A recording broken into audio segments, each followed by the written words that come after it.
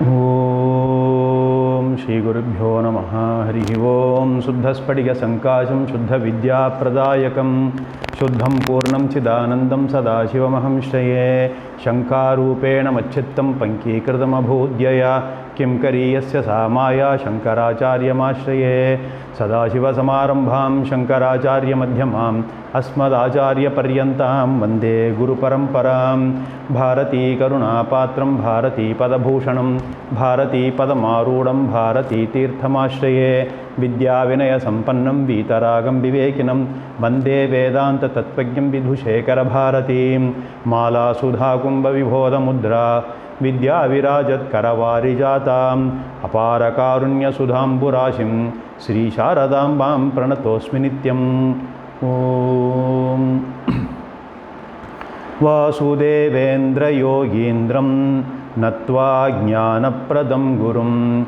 Mumukshunam Hitarthaya Tattvabodho Vidhiyate. Now we are discussing about this Jnana Phalam, the benefit of Jiva Brahma Aikya Jnanam. In this we have seen Dhrida Nischaya Rupaha. A Jivan Muktaha, a person with this firm knowledge that there is no difference between Jivan, the individual, and Paramatma, Bhagavan. He is called Jivan Muktaha because he has this Jnanam which is very firm. Dhrida Nischaya, without any doubt. He is called Jivan Muktaha. While living itself, he is enjoying this status of liberation from samsara. Now, what type of firm conviction he has? That is, what is the firm conviction? Nature of Atma. In this regard, he has very firm conviction. What is the nature of Atma? This is where we left last class. Aham Satchidananda Swarupaha. I am of the nature of Sat Chit Ananda. Do you feel familiar with these words? No, long time back when I was introducing the Tattvabodha, what are the benefits of moksham? Here about the nature of individual, the Jivaha, we were explaining this particular words. Sat Chit Ananda.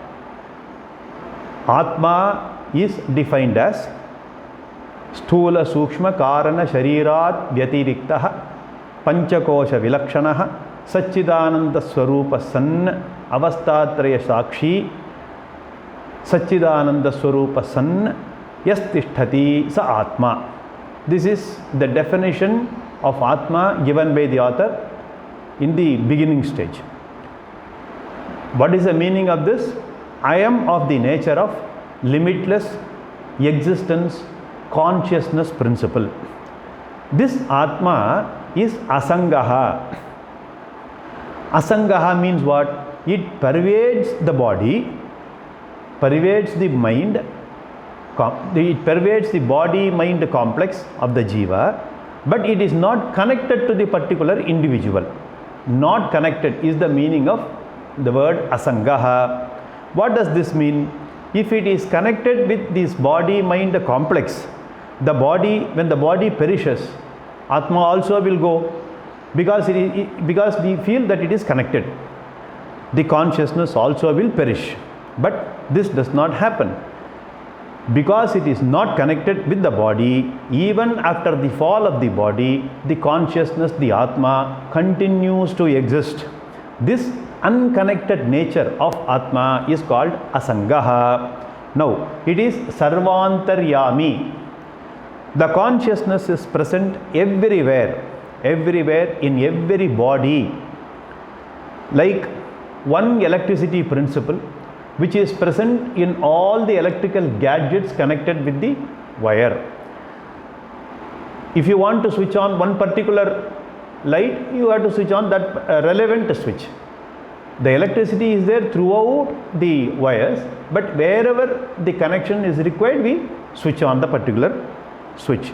Similarly, If you refer to this body, consciousness is existing in this body, in your body, in others' body, everywhere, even not in the body, even the space also, this is existence. So, the Atma is Sarvantaryami. That means every body is blessed by one Atma Chaitanyam. Bodies are many, but Atma is one. Therefore, it is called Sarvantaryami. Inherent like a thread, which is behind many beads of a mala. We have an haram, but in this haram of beads, the thread is not visible, but the thread is the one which connects, which holds all the beads together. It is invisible. The beads are held together by the invisible thread. Similarly, Atma is like the invisible thread in this example, and every body is like a bead. Bodies are many, but Atma, the invisible thread in the mala, is one. Therefore, it is Sarvantaryami. It is inside the body, but invisible. Nearest examples for Atma can be given two instances. That is, one is Akashaha, space, and the other one is Prakashaha,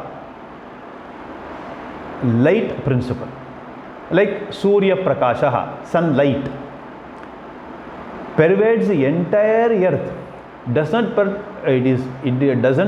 pervade not only the earth, it pervades not only the earth, but also in this hall, in this room. It pervades me also. But the light is not connected with my body. The light is not connected with this room. Supposing the light is connected with my body, what happens? The moment I walk out of the room becomes dark. The brightness is carried away by me. It doesn't happen like that. It is not connected. There may be many differences between compared objects and the subject. Here, Atma is compared with space and sunlight.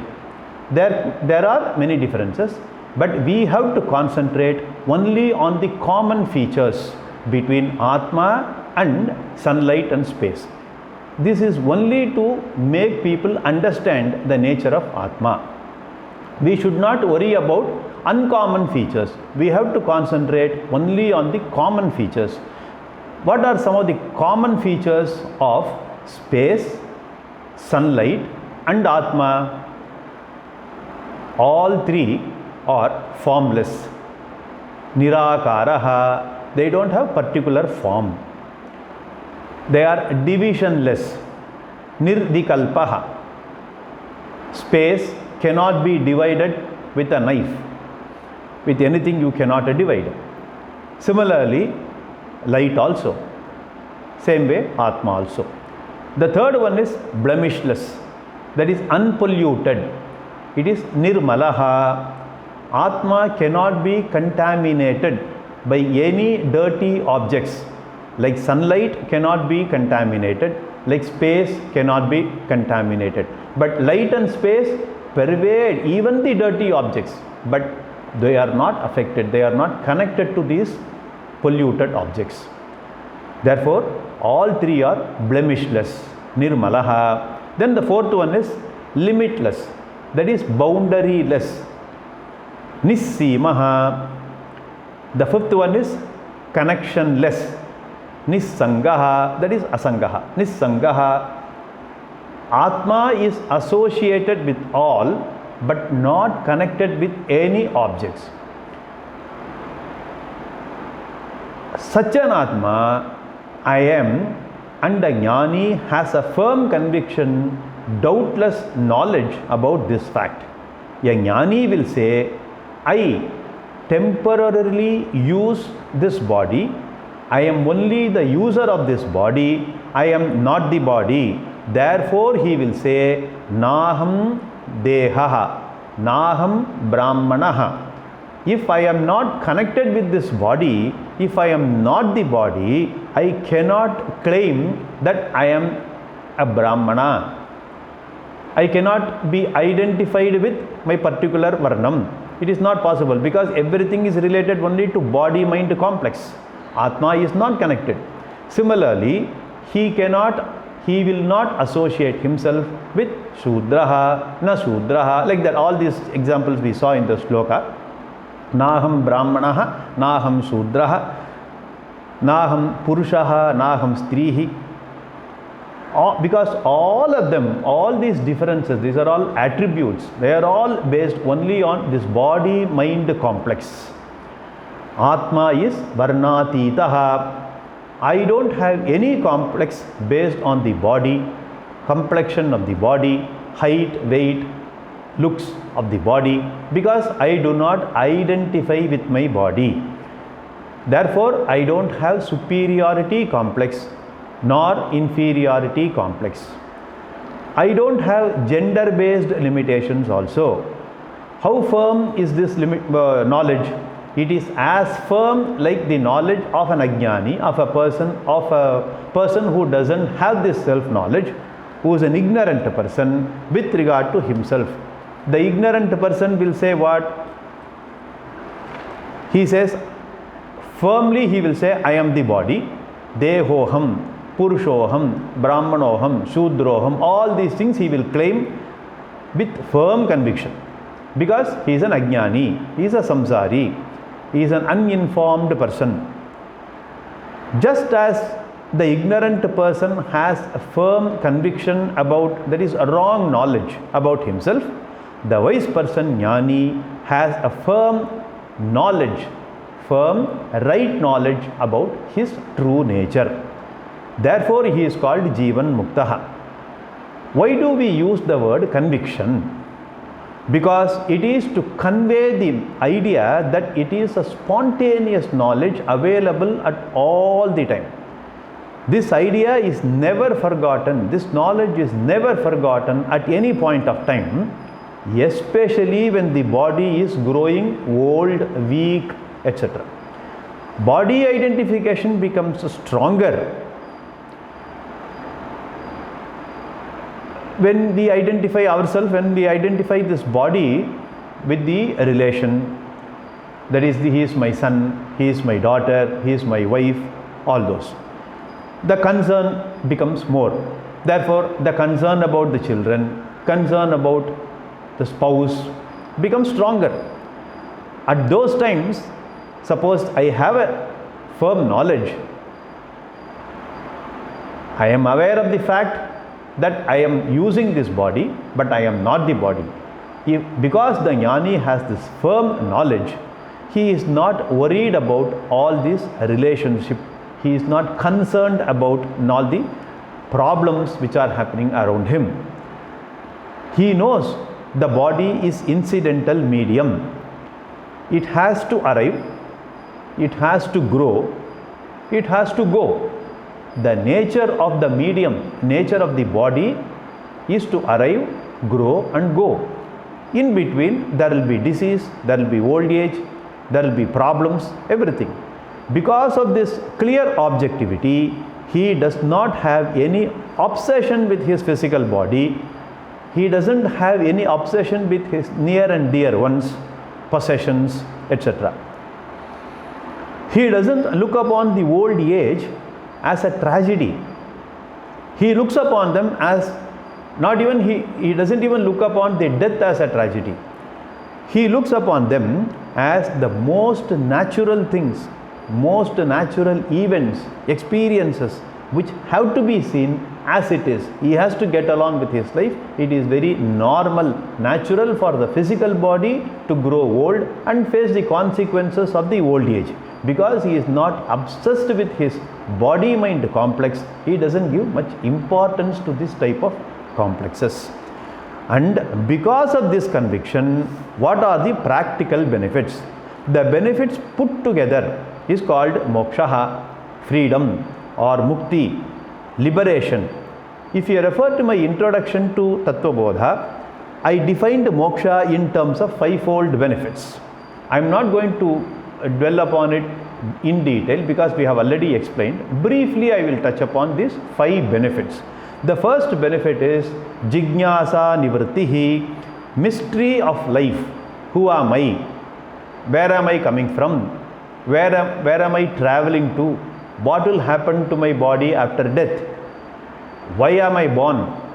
Where is God? Who is God? All these questions, they were unanswered. But after learning this Tattvabodha, all these questions are answered. Therefore, the mystery about the whole thing, my life, Jiva, Jagat, Ishvara, all are solved. Therefore, he becomes so happy. Intellect cannot withstand ignorance. That is the nature of intellect. Intellect has an instinctive curiosity to know what we don't know. Therefore, the curiosity is always there. After learning the true nature of oneself, all these questions are answered. Therefore, this person is very happy. He is intellectually satisfied. The second benefit is Vidyananda Praptihi. The very knowledge that I am immortal, I pervade everywhere, gives me a total satisfaction. The most important thing is the sense of insecurity goes away from me. As I assimilate this teaching more and more, the sense of insecurity, fear goes away. In fact, all emotional problems are the expressions of the feeling of insecurity. When all of them go away, naturally I feel very happy. I enjoy the inner peace, which is called Vidyanandaha. Therefore, the first point is Jignasa Nivrittihi, then Vidyananda Praptihi. The third one is Karpanya Nivrittihi or Dhainya Nivrittihi, Paratantriya Nivrittihi. I discover the Ananda in this very knowledge.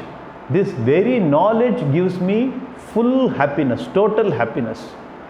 Because of this fact, I am not dependent on any external object, any relationship, anything in this world to give me happiness.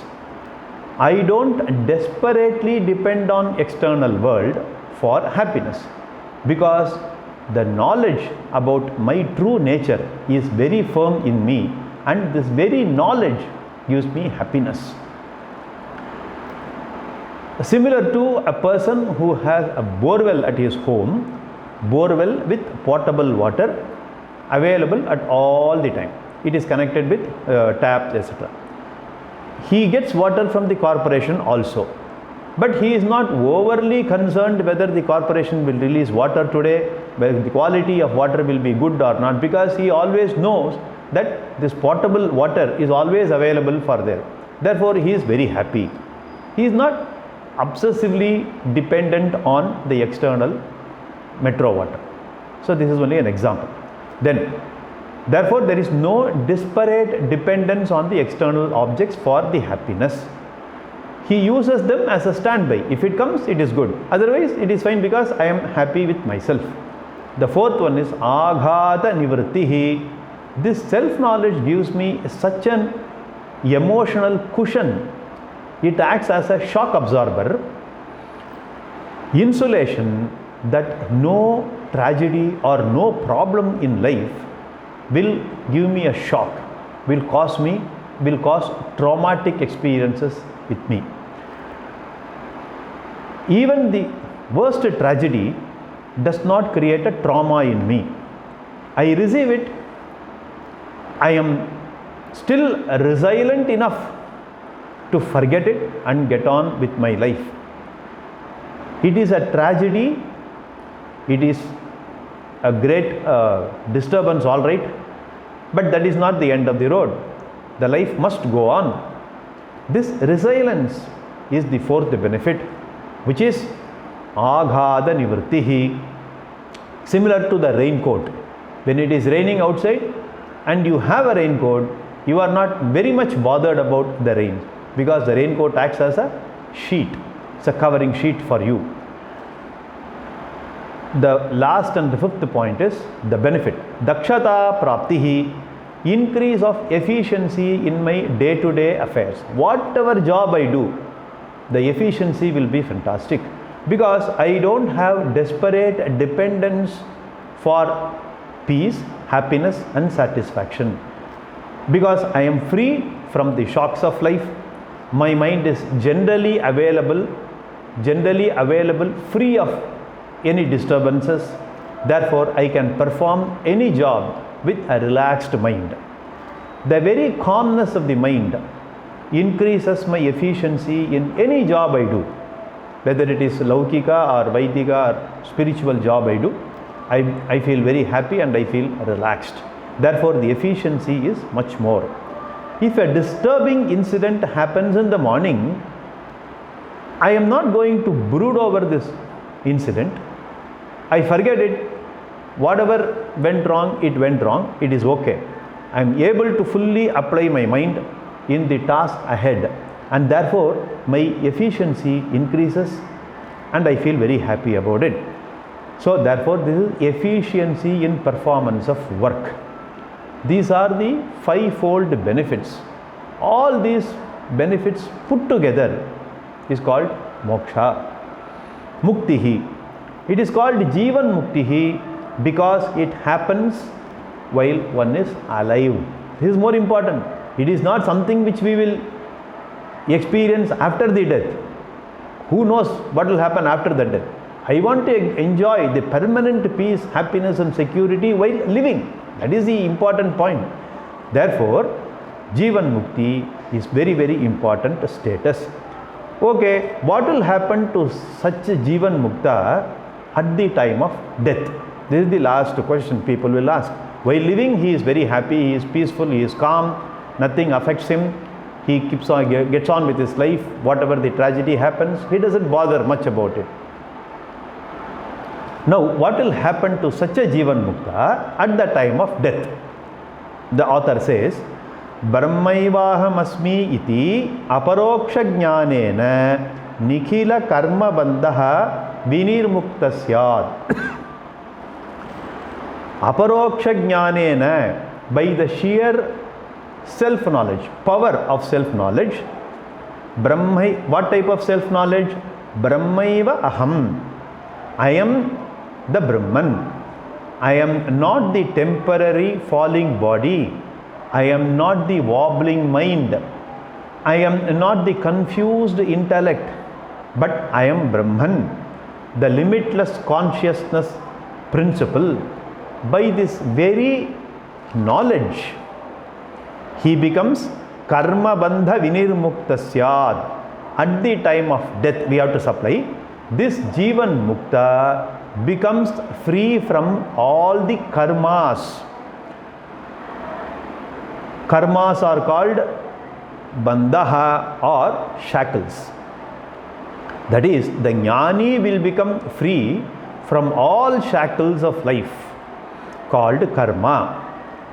Otherwise called punya papam. General dictionary meaning of karma is action. But the word karma in our Vedantic Shastra means punya papam.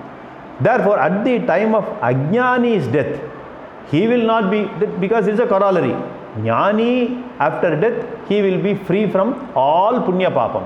Therefore, the corollary is what? Ajnani's death, he will not be free from all the karma or punya papam. In fact, he will have the mutai, the big bag of papam and punyam. Only jnani will become free from all this punya papam. So what?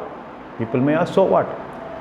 We have to remember the karmas, that is punya papams, are responsible for the rebirth of the jiva.